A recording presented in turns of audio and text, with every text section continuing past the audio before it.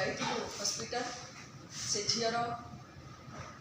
अत्याधिक बॉडी जली जाइछि। डॉक्टर तो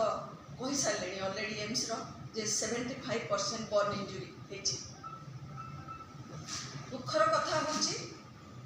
गोटे घटनार एफएम कॉलेज घटनार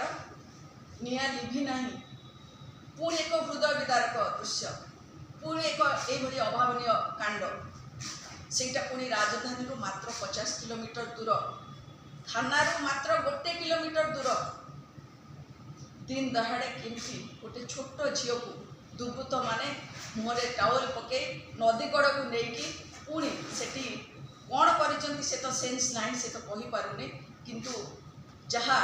तदंत चली जहाँ देखा जाउची आमे टीवी रे देखुचु सेठी रूपा मुदी मिली, सेठी चप्पल मिली, सेठी पानी बोतल मिली, सेठी किरोसिन बोतल मिली,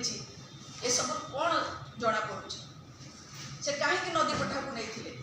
सेठी पुणी किरोसिन ढाली ता ऊपर निया लगे दी छाती थरा दृश्य। जेमिति हेले से झीटी से दुर्बृत्त मानक कबल खसिकी आसी निज जीवन बचेबा लोक साहाय्य